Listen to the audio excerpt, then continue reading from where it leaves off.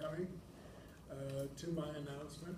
I don't think what I'm going to say is going to be a great surprise to anybody. I've been asked about my intentions for a number of months, and I've always said that all things being equal and everything staying the same, that it was my hope and my plan to run for mayor once again. And that's exactly what I'm announcing today, that I will be formally running for the position of mayor of the city of Richmond in the upcoming civic election, which is to take place on November 15th. I've had a wonderful opportunity to be of service to the citizens and the businesses here in Richmond. I started off as a city councilor in 1996, at which time I was a practicing lawyer.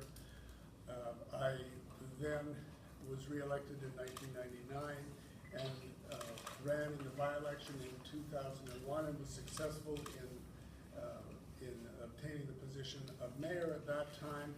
I then subsequently run in 2002, 2005, 2008, 2011, and now here it is.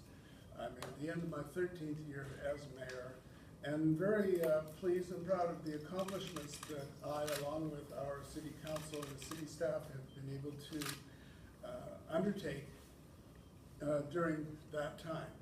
And while that has been a long time, it's also been a time of great challenge, and I think a time of great success. When I look back to the city of Richmond in 2001, I see quite a different city than we have now.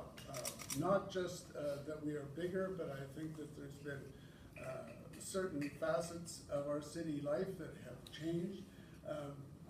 But throughout it all, I think we have been able to preserve the fundamental quality of our lives here in the city of Richmond. And I think that we have a harmonious community, not without challenges, but challenges that we can meet. And they are the good kind of challenges to have that come with growth and with change and with opportunity.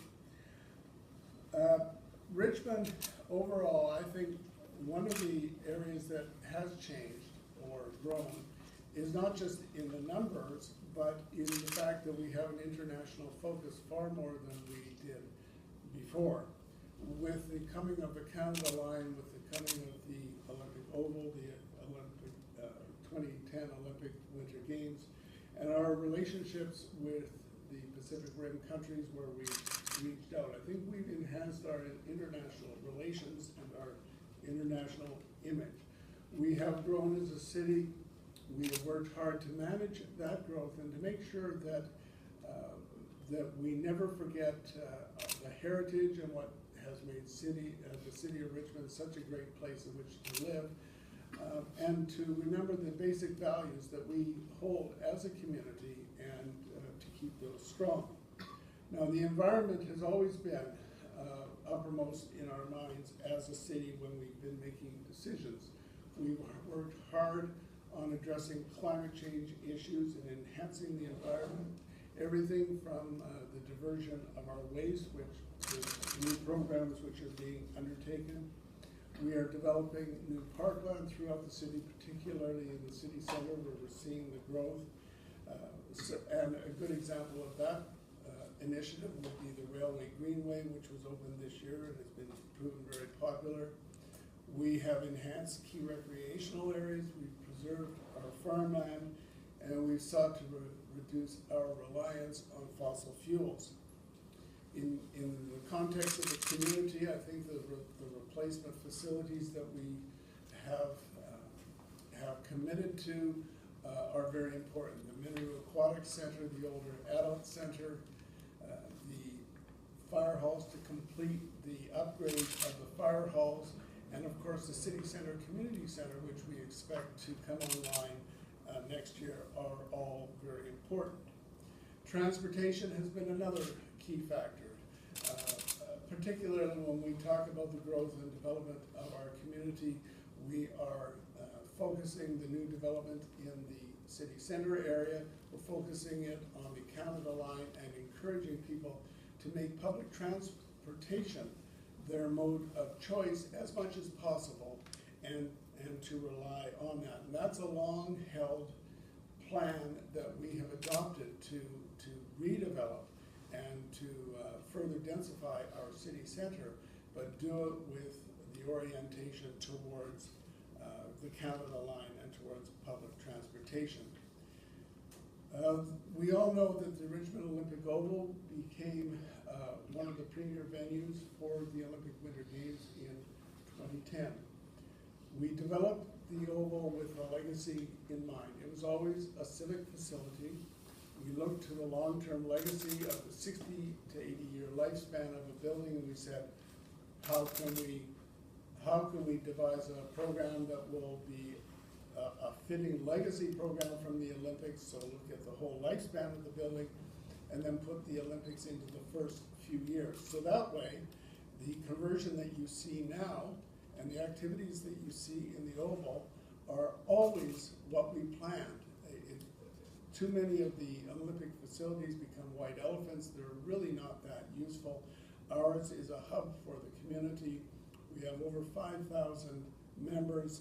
Around 80% of those members are Richmond residents, so our community is able to use it very heavily, but also we have the facet of high performance sports. Many of you probably were at the World Martial Arts Games, as an example, just this past weekend, but we've had many, many different sports having their competitions, and the athletes will come and they will train all year round, and they will also compete in that oval.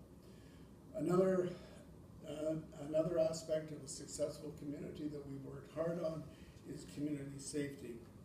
Whether you talk about the Richmond Fire Rescue, whether you talk about our police, whether you talk about our emergency services or anything else, it's important that the community safety always be uppermost in our minds, so that everybody, every business can be assured that they will be safe when using the city, or when they're in the city.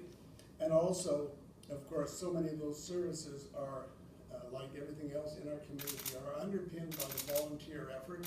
So in our emergency services, our safety aspects, we certainly have a lot of support from the volunteer community. And finally, we are growing as a city, just straight numbers. We are growing, and so we have to take steps to make sure that we are managing the growth, and with that comes the challenge of making sure that we have an affordable city. As an example, our affordable housing strategy was one of the earlier ones in the region, is very assertive, and we want to make sure that we have units that are appropriate for people of all ages, so that they can afford to live here, and that's just one aspect of affordability, of course. So, with that, I would like to, I have copies of my release that I'll be forwarding to the media, but you're welcome to take one afterwards. Yes, Mr. Mayor, my name is Lucky. I'm from SW Media Group. I have a very simple question. You are mayor for the last 13 years, City of Richmond. Right. And I understand that you are not stopping anybody to run against you. Right. To whom you give the credit? The city, the local resident of City of Richmond, or the work you have done for the last 13 years? I think it's a combination of circumstances. I give great credit to the people with whom I work. I'm talking about community groups and all the volunteers. I'm certainly talking about our city staff, who are very dedicated and they really are passionate about the community of Richmond. Okay. I give great credit to the city councilors. The city councilors with whom I've worked over the years, not just this last term, but every term, and when I was on council, they're a veteran group of councilors. They know the city very, very well. And the challenge that I encourage is to vote with the sole interest of the community in mind. And if you put that uppermost in your mind, and not because it's a pet project or something like that, then I think that we make very strong and good decisions. We don't make perfect decisions. A lot of it depends on the consultation with the general public. Nothing is perfect. Everything could be better. we could consult more, communicate more, and more effectively, but we certainly try to reach out and to make sure that the community is aware of the situation. And frankly, I'm not trying to flatter the media who are here, but I think that all of you here play a part in that communication. I am always struck by the accuracy of most of the media reports that I see and read on issues that affect the city of Richmond. I won't say that about some other media, but I think that the media who are here and report locally do a very good job. So part of the credit goes to you, but it's a matter of working together with everybody, with all the forces, with all the groups, from councillors right through to the volunteers. Thank you.